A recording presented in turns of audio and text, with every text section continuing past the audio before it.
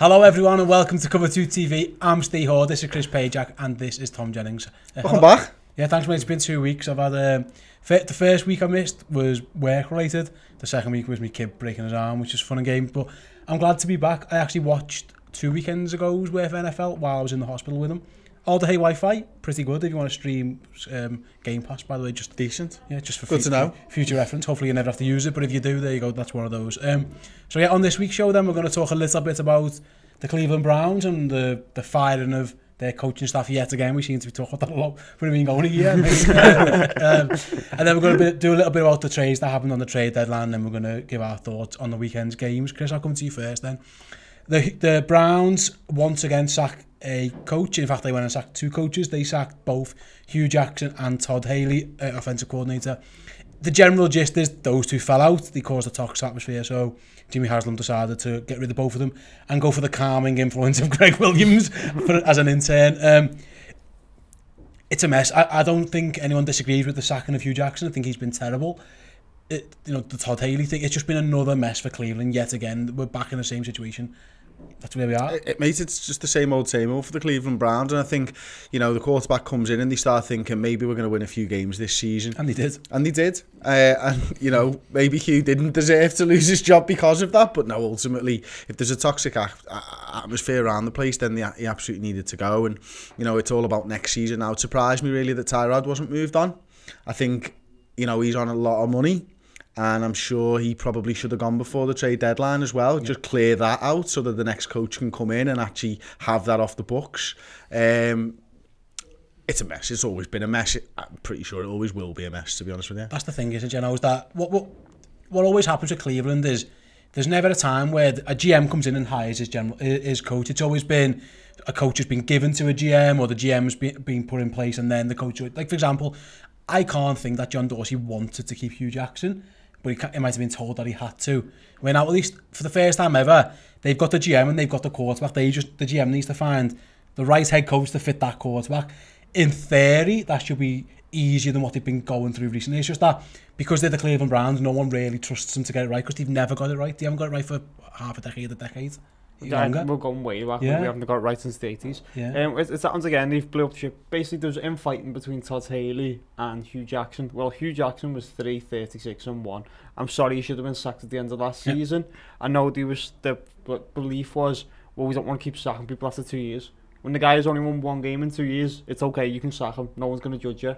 And then the idea with Todd Haley is, I don't know whether you've watched the training camp show they do. Hard Knocks, yeah.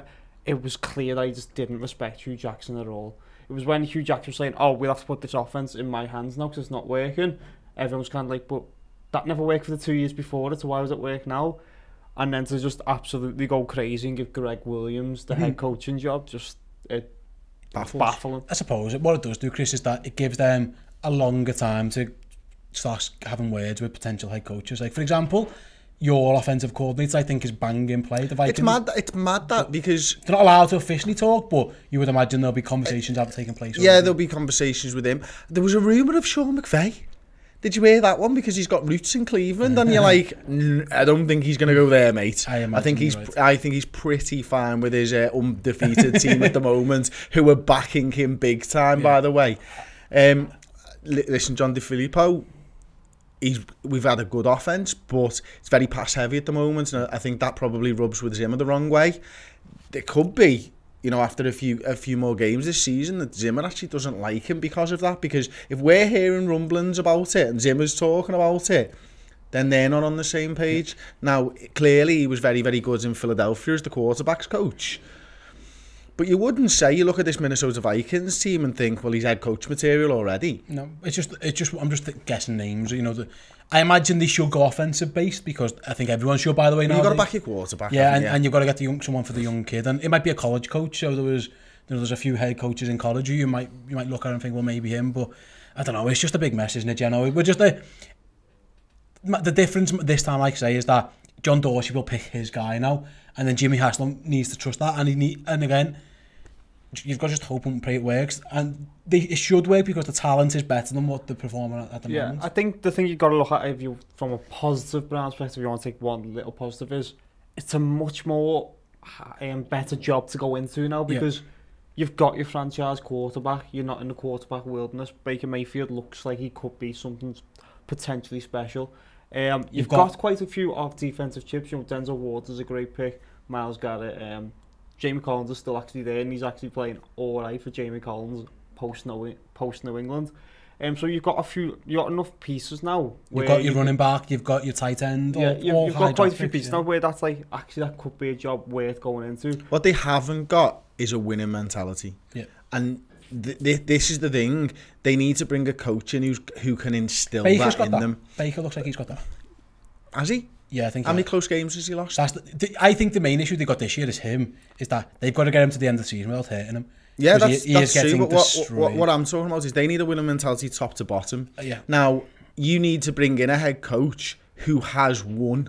That's going to be hard, isn't it? But it is. But that's what they've got. They've sacked their coach. They've got time to be able to build up to that, because they bring in another guy. Let's say John DeFilippo. What winning mentality is he bringing in? Like, of course, he won the Super Bowl as a quarterbacks coach. The players know that was as a quarterbacks coach, and he's not the guy making the decisions on game day. I suppose it depends how Minnesota's offense looks between now and then. If it is him. But equally, I think they need a proven head coach who has a history of winning games. It's going to be so hard to find that, isn't it, for them? I would so disagree massively. I think when you look at the NFL, no coach has ever won a Super Bowl with one team and then won a Super Bowl with another team. I think what you actually need to look at... I didn't mention a Super Bowl. I mentioned winning games. That's what I said. I know, but I'm just saying, like, I think what you need to do is look for the best offensive minds out there. That's what you need to do. That's what you need to get. You need to find your Sean McVay. You need to find your Matt Nagy. What I definitely wouldn't do is look for a defensive coach, because you look for Sean McDermott, it doesn't matter how good your defense is. It's not going to get you anywhere in the NFL at this current climate. You need the brightest offensive minds out there. And that's where I think they should go. And I think they should actually go for a young, up-and-coming person who can completely change the mentality by just having a different view on the way NFL should be played, other than looking for one of these retread offensive coordinators who maybe had a coach somewhere else. The issue they've got... A North Turner or something, you know what I mean? The issue they've got is that Sean McVay set the bar so high, and you can't really... I don't think you can chase a Sean McVay, because that's like... It's like chasing a unicorn. I mean, they come around once in a generation. Not every young coach is going to be Sean McVay. They're just not. It's going to be difficult. It'll be interesting to see where they go. And until the end of the season, we get to watch Gregg Williams in press conferences, which I'm sure is going to be hilarious. Or he's going to do something really controversial and get himself sacked. One or two. Either way. In fact, would that be the least shocking thing ever? Gregg Williams got sacked from being an interim coach. He may be the first ever interim coach to get sacked mid-season. For running on the field and just beating someone's face. And yeah, let's move on then. Trade deadline, as we record, was last night, Chris. 5 deals went through. We've got Demaryius Thomas going from Denver to Houston. Golden Tate from Detroit to Philly. Ty Montgomery went from the Packers to the Ravens. Dante Fowler Jr., Jaguars to Rams, and Clinton Dix from Packers to Redskins. Is there any of those moves that particularly stand out for you, where you think that's a really good pick? The first two stand out because I think they're win-win for both teams. So I think when you look at Demaryius Thomas from Denver, I think, yeah, he's a decent player, but he was going to cost, I forget how much it was. Was it 14, 19 million, something like that? So he had to go. Denver had to get rid of him. But equally, they needed a wide receiver, and Demaryius Thomas will take some pressure now the Fuller's gone down. So Hopkins should be available and still be making good catches and get good yardage and stuff. So that, for me, was win-win. What was the second one again? Golden Tate, Lions, Eagles.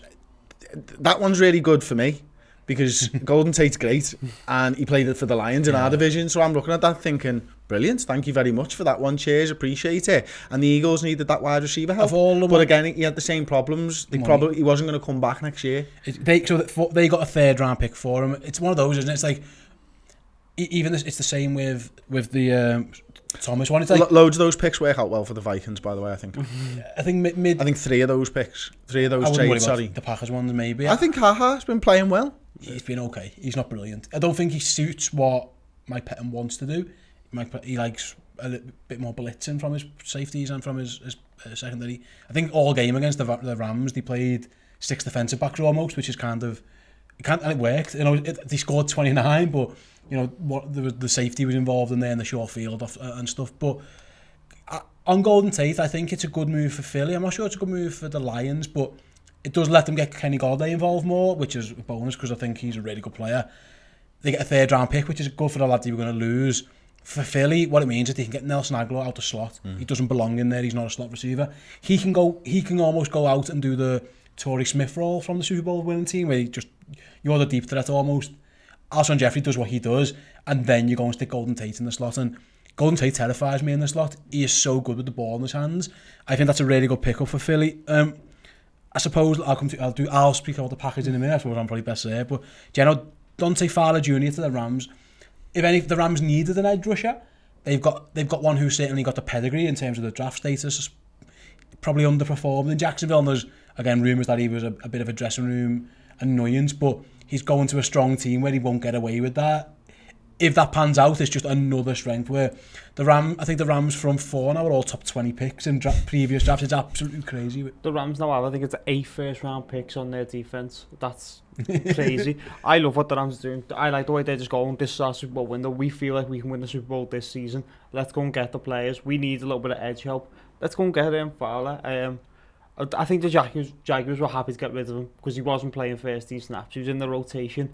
And though he's shown he can get to the pass rusher, he doesn't set the edge. Yeah. So he doesn't set the edge, so you can run past them all day. So that's why the Jaguars, and with Andokwe, they're just like, well, we don't need this player. We're not going to re-sign him.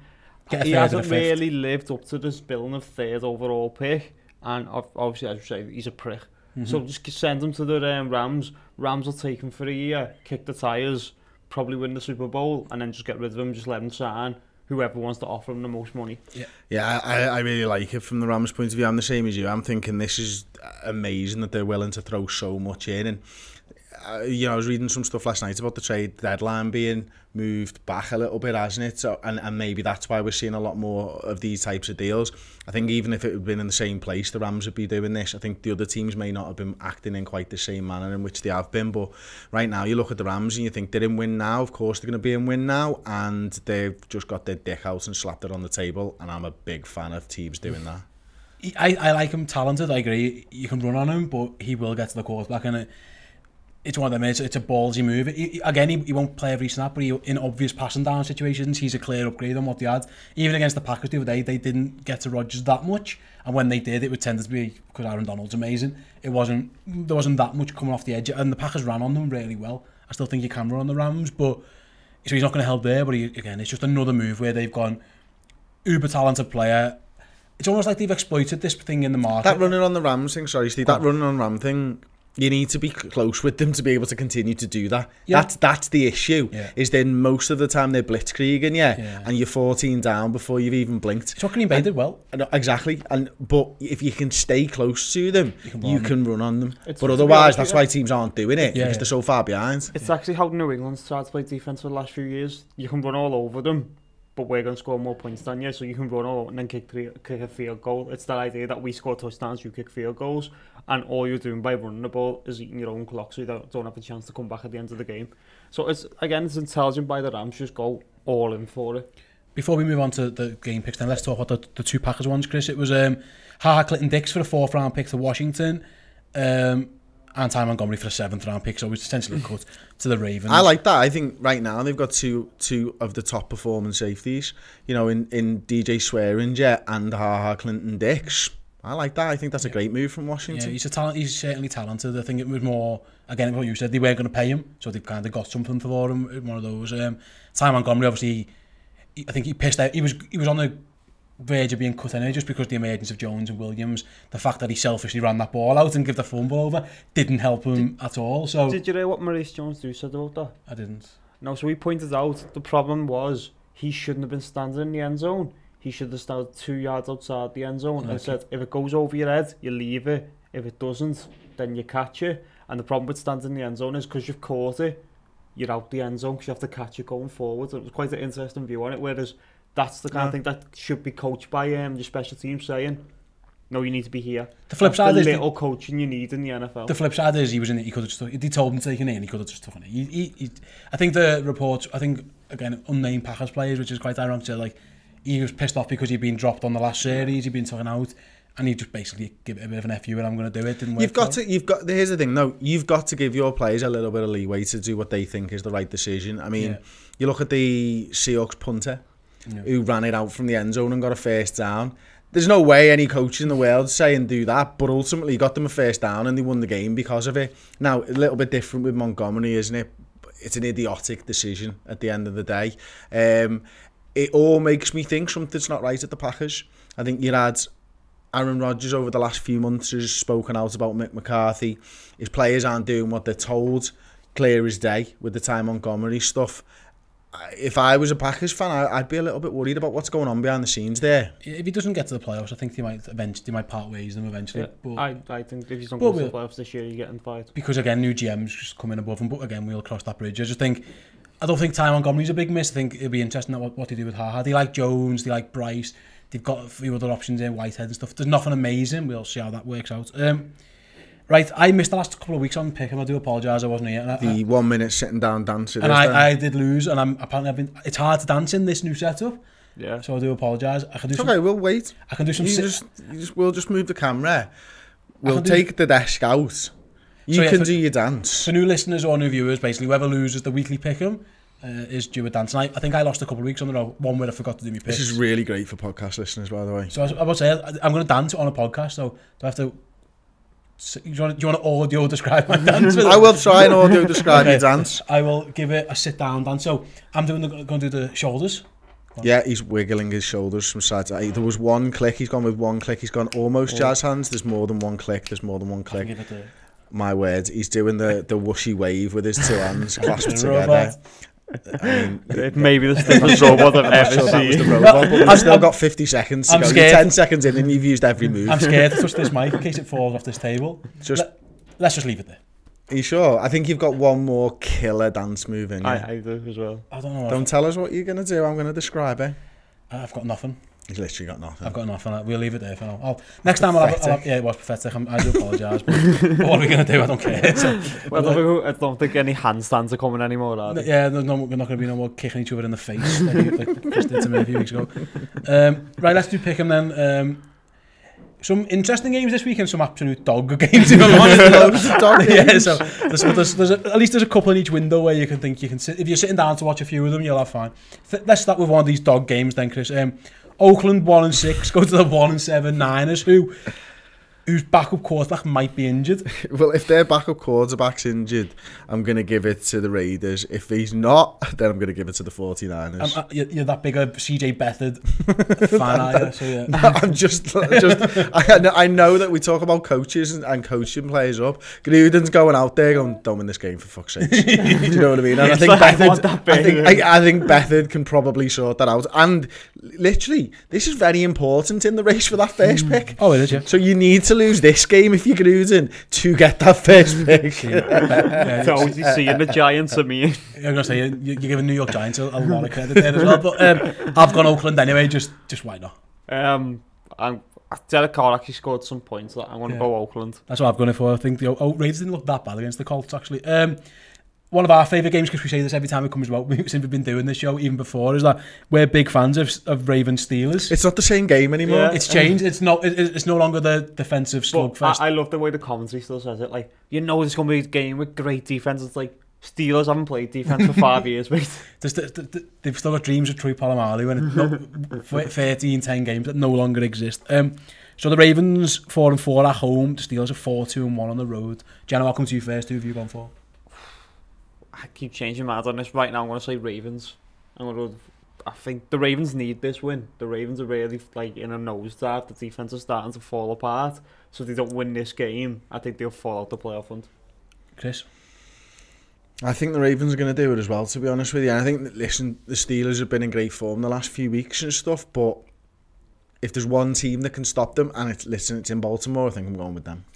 I'm on my own on the Steelers then, and I'm quite happy with that. It could be a good way for me to not have to dance next week. The Ravens defense hasn't looked that good against some pretty good offensive, truth be told. The Steelers are a really good offensive. I think people keep forgetting that. Ben's getting protected well. James Conner's running all over everybody. Antonio Brown. Smith-Schuster, they're fine, I think. And I think it could even be a more convincing win than you would expect in this divisional rival. I think the Steelers quite handily as well. The Bills, who are expected to start Nathan Peterman. Yeah. So we're all on Chicago. Yeah. Was on it before then. Yeah, move on. Yeah, it's absolutely fine. the 3 and 4 Buccaneers led by Ryan Fitzpatrick, who almost did it again. In fact, no, he did do it. He just done it too quickly, so that he left too much time on the clock. For Andy Dalton to lead the 4th game-winning drive of the season. I was going to say, Andy Dalton keeps doing this, by the way, in the 2-minute drill. Andy Dalton's 2-minute drill is just designed to get a field goal. If he needs to touchdown, he's in trouble, but he'll get you that. He'll get you in field goal range. Just because he hasn't got Ty Montgomery catching the punts. Yeah, he gets a chance to do it. Fucking dickhead. So yeah, anyway, the Bucks, Chris, are on the road in Carolina. Yeah, the Carolina Panthers are going to absolutely dominate them. Panthers. I like the Panthers. I think the Panthers are a really good team, and they're not out that division, winning that division. I think people are overestimating. Well, not overestimating. They're underestimating how close they could be to the Saints, just because the Saints are on a roll. We're all picking the Chiefs in Cleveland. No, we're not. No, we are. You know, even the Browns players are picking the Chiefs. Gregg Williams has got money on it. Like. Are we not? Does Gregg Williams not have a master plan? No. Okay. Yeah. Get everyone to fight each other and then get the head coaching job. Just go and blitz. Pat Mahomes, see what happens. Yeah, I think Chiefs. This was a difficult one, I thought, Chris. The Dolphins 3-5 on the road in Miami 4-4. It's a dog of a game that probably no one really cares about, but. I don't think it's an easy pick. Sorry, Dolphins on the road in Miami. Sorry, the Jets in the road on the road. I actually struggled with this one, to be honest with you. I have no idea. As is the way, I've home teamed it. Yeah, I'm going Jets. Yeah, so have I. I've gone Jets. Yeah, just because. He's going to play quarterback for the Dolphins. Brock Osweiler. Still, probably. Yeah. I mean, I'm going to see things stand out and sneaks a win. Yeah, well, that could be anything. Who knows? Your Vikings 4-3-1 hosting the 3-4 Lions, Chris. Yeah, we're gonna beat them. I don't think it'll be easy. I think that the Lions are weird. They play up to their competition and down to their competition. So they've beaten good teams and then lost some absolute garbage ones as well. So they're very hard to predict. But I can't imagine we're going to be kicking field goals though. I think Zimmer's completely lost it, even with Dan Bailey now. I mean, it's getting ridiculous watching a Vikings game at the moment, and you're just like, oh, can we please just put an extra point in? Do you know what I mean? Really? Extra points now we're missing as well? Just go for 2. Thank you very much. Just keep going for 2. The Rams did it earlier on in the season when Zerline was down, and they made 3 of 3, didn't they, that game? I think Zimmer might be like, let's just do that now. Just throw it to Adam Thielen. It's a better option. Yeah, it absolutely you might get better percentages. He's probably better kicker. Who've you gone for? Snap it to Adam Thielen. Yeah, just keep giving it to Adam Thielen. I'm going Vikings. Yeah, I've gone Vikings as well. I think I would quite like the Lions to win that in terms of divisionally for me, but I think the Vikings are going to be too good. 3-4 Falcons come off the bye, Chris, on the road. The 5-2 sneakily good Washington Redskins. I'm going to go Redskins. I'm going to go Redskins because they've absolutely dominated teams. You know, they're able to run the ball. Adrian Peterson's got a chip on his shoulder. They've just brought in Clinton Dix, so that'll help him out as well. And, you know, unfortunately for Falcons fans, everyone's injured. Everyone's fucking still injured. It's going to be, I think it's going to be quite convincing. I'm going Redskins as well. Yeah, so I just think their defense is much better than the Falcons. I think the Falcons' defense is something like an Achilles heel. It's like an Achilles body. It's just the whole. Adrian Peterson might run all over them. What I would say is that if the Falcons can get an early lead, I don't think the Redskins are built to play catch up. I don't think Alex Smith is designed to throw the ball everywhere. I think the Skins even need to keep it close, or obviously get a lead and then just pound Adrian Peterson into them. But listen, the Falcons are well capable of going 14-0 up. Yeah, because Matt Ryan's having a really good season. So if that happens, it'd be interesting to see how Washington respond. I'm not sure they're built for it, but in my opinion, they're not going to get to that point in the first place. Just one thing I wanted to talk about with Geno more than anything, not because it's not in any way linked to this week. It's last week. What was that Buffalo Bills first drive? To be honest with you, mate, I didn't even watch the game. It was. Did you see it? Yeah, I did. What were they doing? Just trying something new. Yeah, why not? There's a lot of direct snaps to Shady McCoy involved in there. It was mental. I think he just wanted to milk as much clock as they just kept on. The quarterback kept going on to the. You're like, nah, mate, don't split him out there. I mean, like, you've just halved the field. You've basically told them what's going on here. You direct snapping to McCoy. I think they just wanted to kill the clock as much as they. Yeah. And to be fair, it worked. Didn't they went deep into the game with a chance, which is more than a lot of teams have done. I missed that game and then I just watched the highlights, seeing the score, and just went, I'm not going to sit for 40 minutes of that. I tried to. It's worth just watching the first half from Buffalo. And you know what? I've seen the Patriots score. I'm not going to watch Yeah. Fair enough. Houston 5-3, Chris. Demarius Thomas goes back to Denver straight away. Mate, First game. Houston are going to knock them off. They are sneaky good at the moment. And I think they're sneaky bad. I don't think they're good. I just think they're playing, I don't know. That's a hard game, I think. I don't think them. I'm going to pick the Broncos. I'm going Houston. I think the thing that makes Houston go was Will Fuller, because he opens everything up for Hopkins. Now, it does worry me that Thomas doesn't have that speed that Fuller has, but I just think having someone else people have to guard other than Hopkins I think Von Miller's going to kill that line. It's a bad line. I think Von Miller's going to eat it up. So I've gone Broncos. Chargers 5-2 on the road in Seattle 4-3. Good game. I struggle with this one as well. To be honest with you, Seahawks. I want to say sneaky good, but I think they're just good. Yeah, they're just good. I think everyone's come round to the opinion that actually this Seahawks team. Their offensive line's playing quite well, which is not like them. Which is what's going on there? That's not. They got rid of Tom Cable. Bad lines to play, and you know the Colts have got a good line. And the Raiders have. Is he at the Raiders house on cable? Yeah, poor them. The Colts are a good line as well. It's mad. It's topsy-turvy. The Dallas line's bad. What's going on? It's crazy. But yeah, so probably I'm off your topic there, Chris. Seattle at home. Is that I'm going Chargers. Yeah, so have I, and I'm not at all confident because it's just like the Chargers not to win this game. It just is. But I've gone Chargers as well. I mean, I've still actually got Chargers to go to the Super Bowl. I'm actually getting more confident in that, as very not like unconfident in myself when I first said that. Absolutely, if you can avoid Kansas City in the playoffs, they're fine. Otherwise, they're absolutely in trouble. Undefeated LA Rams. This will be a good game against the 6-1 New Orleans Saints. I cannot wait for this. I am picking the Saints to knock off the Rams. I am also picking the Saints to knock off the Rams. So I'll pick the Rams then. Thanks very much. I'll take that. No, absolutely. Listen, if any team can do it, I think the Saints can. What I would say is that the Packers got close in their building by playing smart football. And the Saints, I thought the Saints the other day against the Vikings were unbelievably smart. They just, everything was underneath. We just milk the clock, force a turnover, win the game. And if they can do that against the Rams, there's the recipe right there. I just think the Saints got a lot of playmakers on defense to just make a pick or just get one of those extra possessions. Their offensive line is amazing. They got the best two tackles ranked in the league at the moment, the Saints. So we talked about getting rushed before. Breeze has had all day in the pocket, and Taysom Hill's doing mad bits of shit. It's I crazy. called that, didn't I, by the way, mate? You called that. You went, he's going to throw it eventually, and then there it was. Like First drive, 44 yards off the bat, and I was like... He went to the red zone and put 3 quarterbacks in. I know. He trotted Teddy Bridgewater out. I think that was just to like piss off the Vikings. It was really pissing me off, to be honest. Yeah, I'm not sure what the point was. It was just, it's like, yeah, we've got him, and we can do this with him. Because, you know, Sean Payton's that type of cunt. Oh, yeah, you had this fella, didn't you? And he was quite good. Here he is. Yeah. Did you see what Cousins said to him after the game? Basically went over and to Teddy Bridgewater and they caught it on a camera and someone put it on Twitter, and he was basically saying, like, listen, I've heard a lot of people say good things. You've made a really great and sort of indelible mark on this organisation. Well done, type of thing, like, which is lovely, isn't it? Yeah, Cousins, nice guy.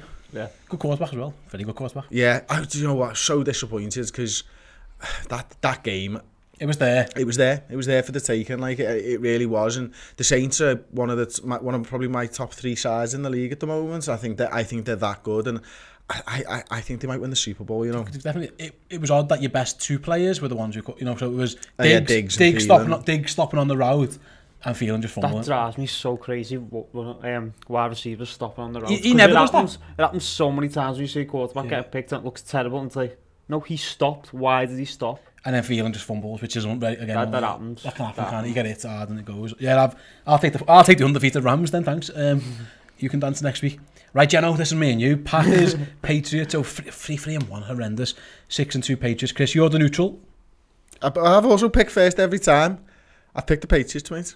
You have picked. I've been going to you a lot, haven't I, recently? But I wanted to. Why have the Patriots just think the better team at home?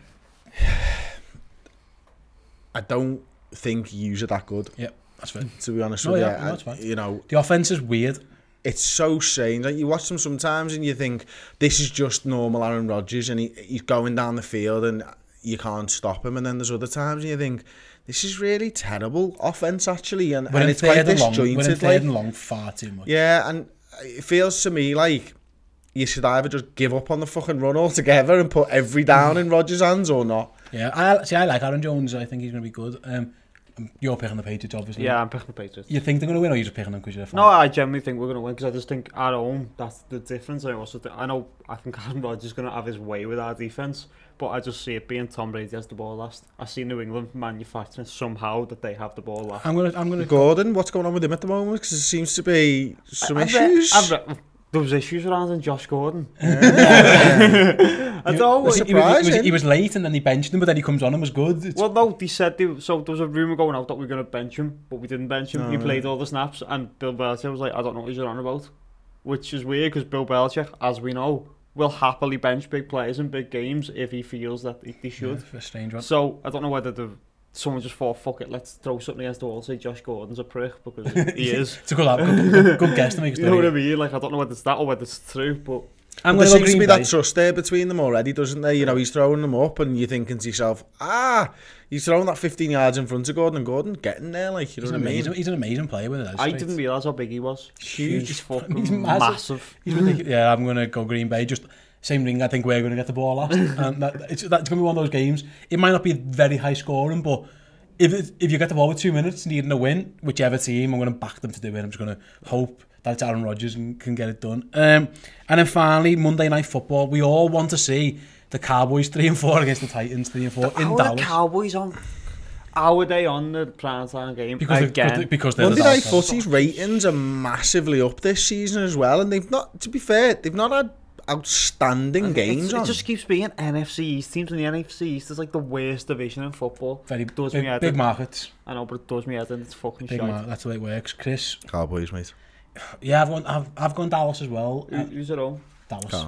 I'll go Dallas. Yeah, the Titans really have been a bit of a letdown in recent weeks for me. I liked them at first, and listen, they were decent in London, and I didn't mind the balls he play, and I get what he's doing. Vrabel is that, you know, this is the new mentality, and I like that. I just don't think it was a very good play call in the first place to throw it with Mariota. I can tell you now, if your play is ever to get a 2-point conversion or whatever, and it doesn't involve Mariota, it's the wrong play. Yeah. So, and I think Dallas's defense is good, and I think that's going to cause a few issues. I think they'll get a couple of turnovers. Mariota's sneakily bad. I think. Yeah, I've fell off there. What I used to really like about Mariota. I've hated him forever. Like. No, he used to be really good in the red zone efficiency, and that's why I was like, well, I can see something here, but it's just not looking. It's like now. Also, they've got no wide receivers. Yeah, yeah. Like all these wide receivers going. Do you think you might not want to trade for one of these lads? Yeah, like, do you not need them more than anyone else?